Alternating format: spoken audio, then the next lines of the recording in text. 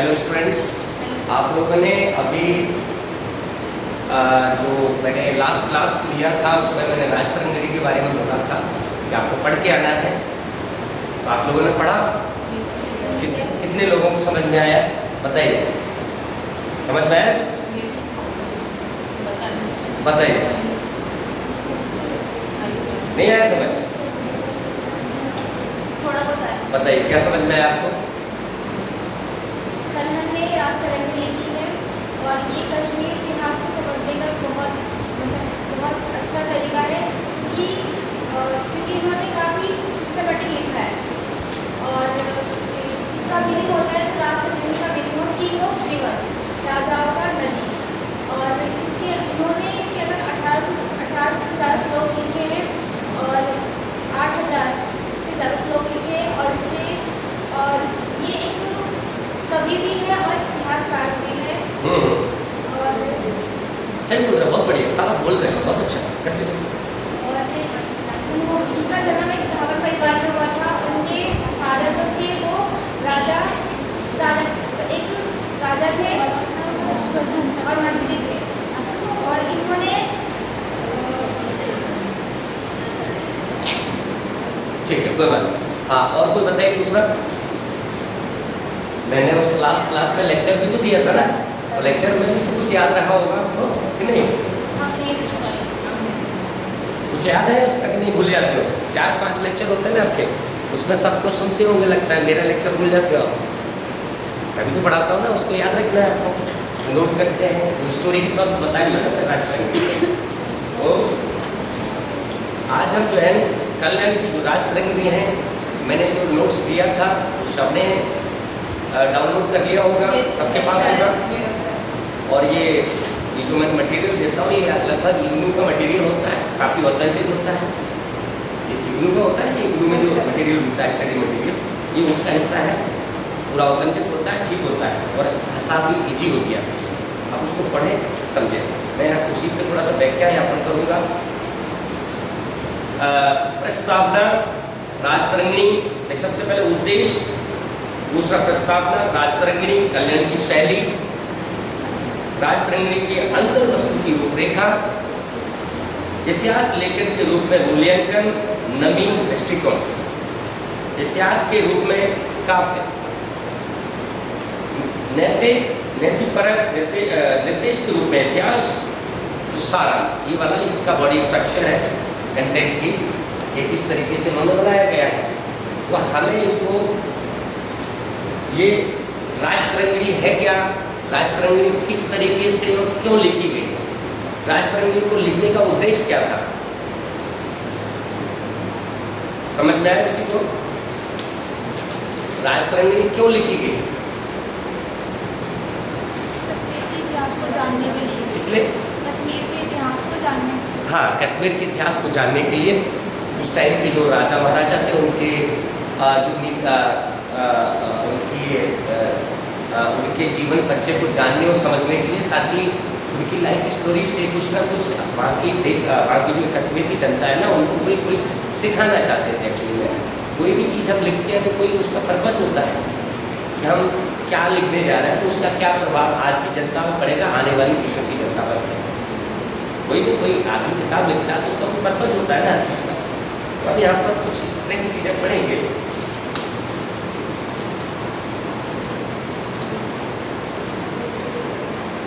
प्रस्तावना में हम क्या लिखेंगे? इसमें प्रस्तावना में जैसे हम लिखेंगे कल्याण की प्रस्तावना, क्या लिखेंगे इसके अंदर? लगभग टॉपिक के हिसाब से डिस्कस करेंगे तो पता चलेगा कि क्या हो सकता है इसके अंदर। प्रस्तावना में क्या लिखेंगे? इसमें तो लिखा हुआ बहुत लंबा चौड़ा, लेकिन हमें अपने माइंड में फ्रेमिंग करना है, नहीं हमें लिखना क्या है। जब हम आंसर लिखते हैं तो हम क्या लिखेंगे? लगभग क्या होगा बताइए? स्टार्टिंग लिखेंगे। हाँ, स्टार्टिंग में क्या लिखेंगे? थोड़ी बायोग्राफी, हाँ, उसका थोड़ा इंट्रोडक्शन लेंगे। इंट्रोडक्शन में क्या क्या लिखना है? मतलब वही तो सबको बताना है आपको कि इंट्रोडक्शन के अंदर हम क्या क्या बातें ले सकते हैं, क्योंकि इसमें फॉर्मेट दिया हुआ है ना। इसमें जो फॉर्मेट, हम क्वेश्चन आंसर भी लिखते हैं तो एक फॉर्मेट होता है कि होता है? इंट्रोडक्शन लिखेंगे, असाइनमेंट आपने लिखा होगा तो उसमें हम कैसे लिखते हैं? पहले इंट्रोडक्शन लिखते हैं, फिर बॉडी लिखते हैं, फिर उस पर आगे कंट्रीब्यूट लिखते हैं। इंट्रोडक्शन में क्या लिखेंगे? हम इंट्रोडक्शन ही, क्योंकि इसमें टॉपिक हमारा इंट्रोडक्शन है, हम इंट्रोडक्शन को ही डिस्कस करेंगे। क्या लिखेंगे, इसमें क्या लिखा होगा? हमने पढ़ा नहीं, समझा नहीं, लेकिन फिर भी एक कल्पना करेंगे कि इसमें क्या हो सकता है, पॉसिबिलिटी क्या हो सकती है। जो कि इसमें करीब लिखा हुआ है 1 से 1.5 पेज के आसपास है।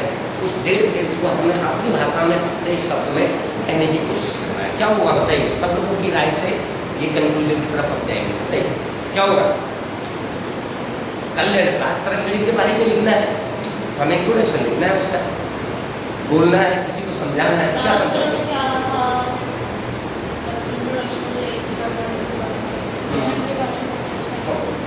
आप बताइए, बोलिए बोलिए।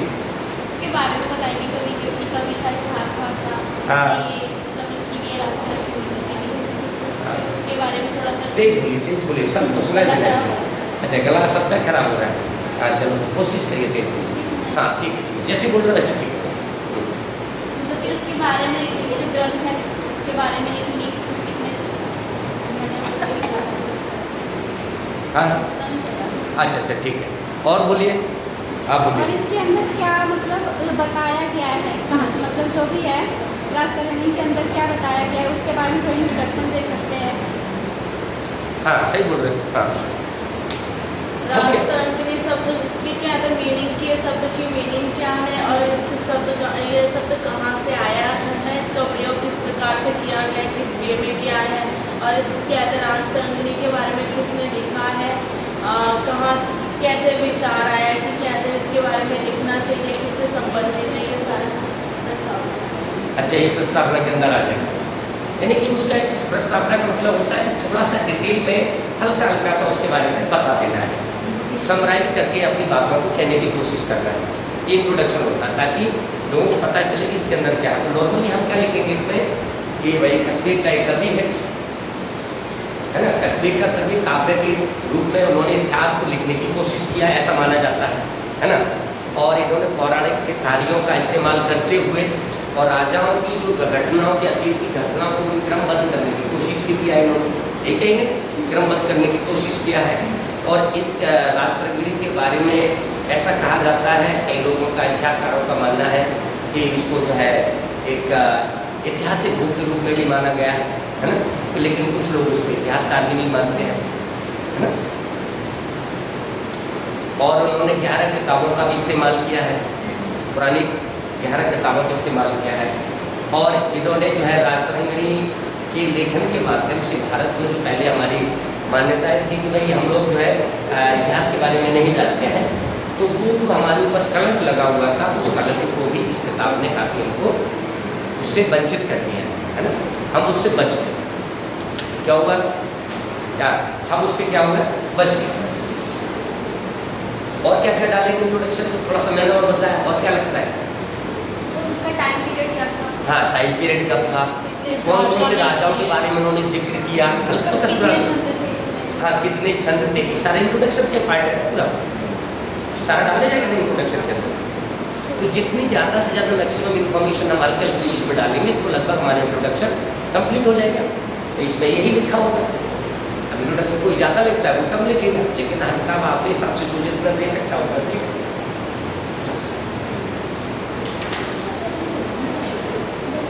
आप देखिए 2025 में Bengal royal aesthetic society, Bengal royal aesthetic society की सदस्य कालिदास की बेखून तथा विष्णु पुराण जैसी संस्कृत रचनाओं के अनुवादक हेराल्ड हेमन विल्सन ने कल्याण की राजतरंगिणी, जिसे आपने 20वीं शताब्दी कश्मीर का इतिहास लिखा, हाँ, कि कुछ भागों के अनुवाद का कार्य हाथ में लिया। तो हेराल्ड है हेमेल विल्सन था ना, उसने क्या किया, उस राजतरंगिणी जो बुक थी उस बुक को क्या किया, पढ़ा, समझा, जाना, ट्रांसलेट किया, उसको इंग्लिश में क्या किया, ट्रांसलेट किया।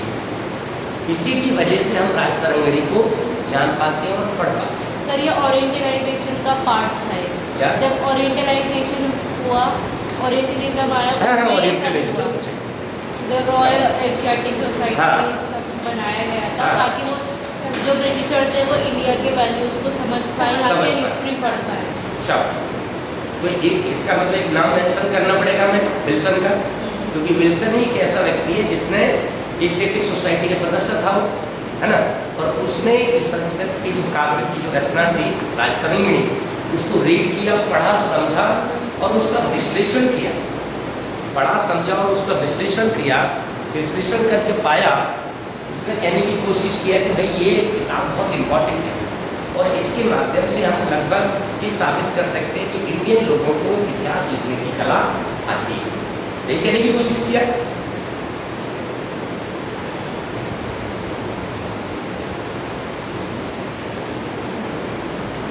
राजतरंगिणी के विषय में विल्सन का प्रसिद्ध आकलन था कि अब तक खोजी गई एकमात्र संस्कृत रचना थी जिसे वास्तव में किसी तरह के इतिहास की संज्ञा दी जा सकती है। उसने पहले पढ़ा, उसको पढ़ करके समझा, अपनी इंग्लिश में उसको ट्रांसलेट किया, है ना, पहले समझेगा ना अपने को भी, समझ करके उसको ऑब्जर्व किया, महसूस किया और लास्ट में उसने ये अंदाज़ा लगाया कि हिस्टोरिकल जो हिस्ट्री हम लिखते हैं वो हिस्ट्री के पैटर्न में ये चीज़ आती है। और फिर उसने अपनी बात लिखा कि इसको, इस किताब को इतिहास की संज्ञा भी दिया जा सकता है। ये किसने बोला? विल्सन ने। अब इस पर कहने वाले ऐसे बहुत सारे लोग हैं जो कहते हैं कि इतिहास इसको माना जा सकता है, कुछ लोग कहते हैं कि नहीं माना जा सकता, सबके अलग अलग मानते हैं। किसने इसको क्रिटिसाइज किया, किसने इसका समर्थन किया? तो विल्सन तो फर्स्ट आदमी है जिसने उसको प्रोजेक्ट किया, सबके सामने रखा और उसके बाद में और लोगों ने भी पढ़ा उसको। बाद में बहुत सारे राइटरों ने उसको पढ़ा और उसको कोई पढ़कर क्या वो ऑब्जर्व करेगा हर आदमी, भाई ये ऐतिहासिक डायरी में आती है कि नहीं आती है। ठीक है, कल्याण की इस महान कृति का इस विद्वान द्वारा किया गया विश्लेषण अब भी स्वीकृत माना जा रहा है और अगले 200 वर्षों तक इस दावे को लगभग कोई चुनौती नहीं मिली है। चुनौती नहीं मिली मतलब किसी ने चैलेंज नहीं करा इस टेक्स्ट को, मतलब जो उन्होंने जो अनुवाद करा, ट्रांसलेट करा, तो उसको किसी ने गलत नहीं ठहराया। हाँ, गलत वो सही था सब 200 साल तक। हाँ, 200 साल तक। अभी तक कोई ये नहीं कह रहे, क्या जल्दी से नहीं कह पा रहा है, पूरी तरीके से नकार नहीं पा रहे हैं लोग, भाई ऐतिहासिक किताब नहीं है, क्योंकि उसमें फैक्ट ऐसे नज़र आते हैं बुक के अंदर जो कि हिस्टोरिकल पॉइंट ऑफ व्यू को कहीं ना कहीं इंडिकेट करते हैं, इसलिए ऐतिहासिक बुक भी है।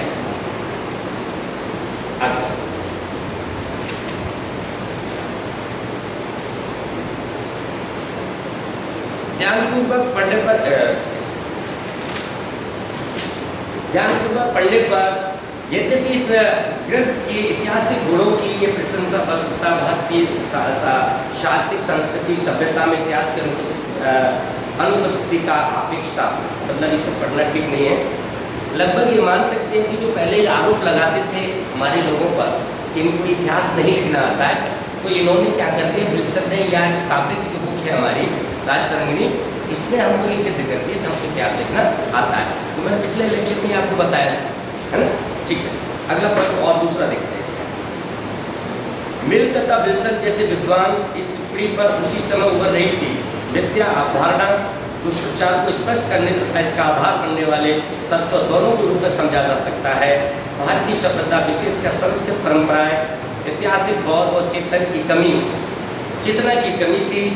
एक भ्रांतिपूर्ण विचार जो तब से मान्य बना रहा, ऐसा माना गया कि ये कमी उन अन्य रूढ़ छवियों के कारण थी जो 19वीं शताब्दी में ब्रिटिश औपनिवेशिक सत्ता के स्थापित होने के बाद भारत के बारे में गढ़ी जा रही थी। मतलब समझ पा रहा है कि पहले की ये मान्यताएं लोग देते थे कि भाई इनको इतिहास लेखन की कलाएं नहीं आती हैं, इनकी संस्कृत जो काव्य हैं, किताबें हैं, इन किताबों में कोई फैक्चुअल चीज़ें दिखाई नहीं देती।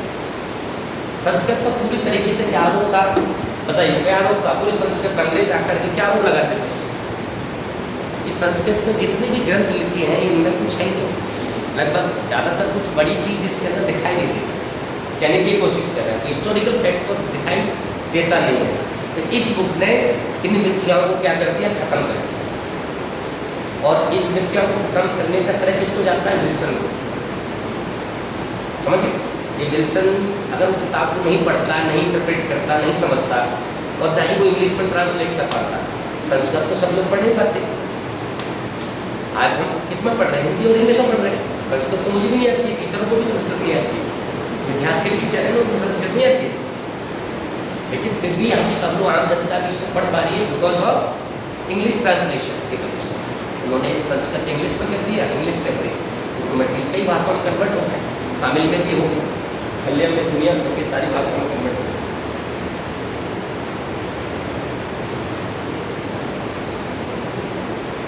इस जैसे एक और बात की बौद्धिक की वजह आध्यात्मिक रुचियों की ओर अधिक झुकाव तथा दूसरी ओर भारतीय समाज का स्वयं में परिवर्तनहीन और गतिहीन होना इसको संयुक्त रूप से भारत में नजर आने वाले ऐतिहासिक साहित्य के नितांत अभाव के लिए उत्तरदायी माना गया। विशेष रूप से भारत में रचित धर्म ग्रंथों, मिथक शास्त्रों, सौंदर्य बौद्ध संपत्ति कृतियों की प्रचुरता की तुलना में इस अंतर्निहित पक्षपात के विपरीत नवीन शोध कार्यों थापर ने न केवल ये दिखाया कि प्राचीन भारतीय विद्वजन इतिहास के लेखन से सुपरिचित थे। रोमला थापर नाम सुने? मोबाइल बंद करिए। रोमला थापर जानते हो कौन है? रोमला थापर एक प्रेजेंट की जो है ये बढ़िया मतलब बड़ा इतिहासकार माना गया, हिस्टोरियन माना जाता है, समझ रहे? आज का जो वर्तमान में अच्छा हिस्टोरियन उनको मानते हैं, तो उन्होंने भी ये पक्ष में रखा कि भाई जो हमारी राजतरंगिणी जो बुक है ये बहुत ही ऐतिहासिक बुक माना जाएगा इसको, और बहुत अच्छी बुक है, मतलब इसके पक्ष में बोला, समझ गया?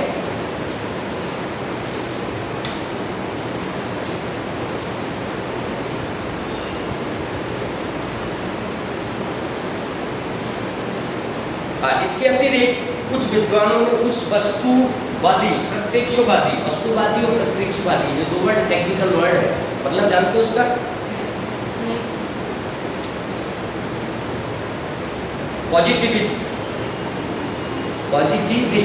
पॉजिटिविस्ट बड़ा आशावादी टाइप का है,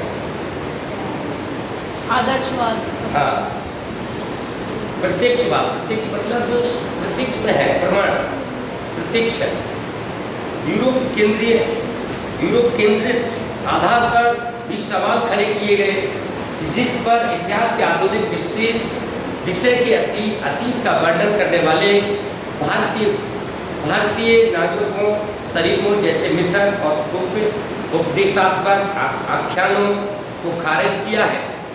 इसके विपरीत इनका विचार है कि प्रारंभिक भारतीय इतिहास से परंपराओं का विस्तार विभिन्न स्वरूप में था।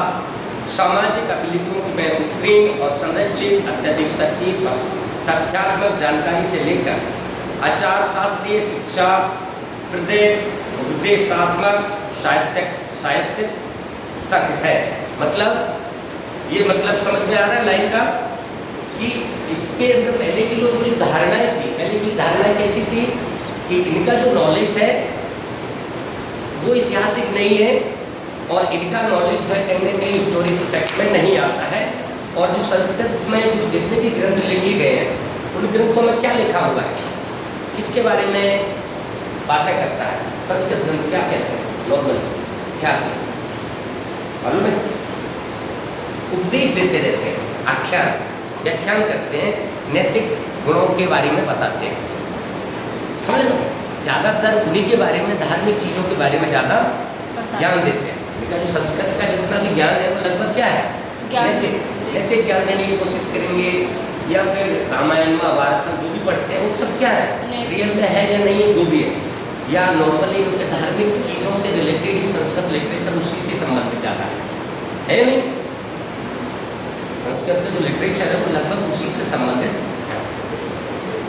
तो जो जिसकी वजह से क्या हो गई थी, हमारी थोड़ा छवि खराब हो जाती है ना किसी की, भाई इनमें तो फालतू की जो कहानियाँ बताते हैं, उपदेश दे रहे हैं। तो उपदेश देना मतलब ज्ञान देने वाली बात है।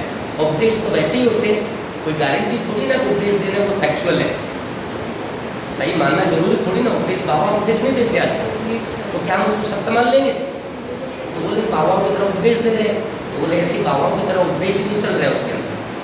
तो जिसकी वजह से क्या होती है, हमारी थोड़ा छवि थी ना तो थोड़ा कमज़ोर होती है। तो इस किताब ने उस छवि को सही सही। इसमें बहुत बड़ा। फिर इस किताब ने ये कहने की भी कोशिश किया कि संस्कृत के अंदर जितनी भी किताबें लिखी हैं उन किताबों के द्वारा हम हिस्टोरिकल फैक्ट को भी मान सकते हैं, क्योंकि जिस व्यक्ति ने जो भी किताब संस्कृत में लिखी है कवियों को भी हिस्टोरिकल फैक्ट में माना जा सकता है। वो जरूरी नहीं है कि वो हिस्टोरिकल वे में कोई बातें लिखे, वो अपने टाइम पर कोई भी घटना संरचना कुछ कह रहा है तो उनको भी हम इतिहास की कैटेगरी में भी डाल सकते हैं। कौन कहने की कोशिश कर रहा है? राज तरंगिणी कह रहा है। कौन कह रहा है? राज तरंगिणी में कल्याण ने ये बात कहने की कोशिश की, क्योंकि जो भी राइटर अपने टाइम में कुछ भी लिखता है वो क्या करेगा, उस टाइम की परिस्थितियाँ, उस टाइम के वर्णन जो कुछ भी कर रहा है वो काफी में लिख रहा है, सोशियो पॉलिटिकल बातें करेगा, उपदेश की बातें करेगा, है ना, सोशियो पॉलिटिकल बातें करेगा, या राजा का वर्णन करेगा, बुराई करेगा, उसका प्रशंसा करेगा। यही करता है कवि, क्या करते जाता है ना। अब कवि भी कई प्रकार के होते हैं, है ना। कवियों की मूल भाषा क्या है? जो रसों का इस्तेमाल करता है, जितने 9 रस होते हैं उन रसों में से एक रस का इस्तेमाल जरूर करेगा। उसको कोई भी रस का इस्तेमाल करता है, कुछ सौंदर्य रस का इस्तेमाल करेगा, है ना, कुछ श्रृंगार रस में ही बात करेगा। लेकिन कवियों की पहली पहचान होती है वो 9 रसों में से एक रस का इस्तेमाल करो। वीर रस का इस्तेमाल करने वाला वीर गाता रहता है, जो भी कविताएं होती है उनका लेख होता है वीर रस से भरा